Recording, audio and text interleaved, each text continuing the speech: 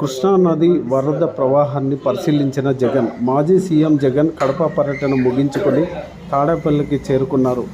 మార్గమధ్యంలో విజయవాడ కృష్ణవంక ఏరియాలో returning wall వద్ద కృష్ణానది వరద ప్రవాహాన్ని పరిశీలించారు. మధ్యాహ్నం 3 గంటలకు విజయవాడలోని వరద బాధిత ప్రాంతాల్లో ఆయన పర్యటించనున్నారు.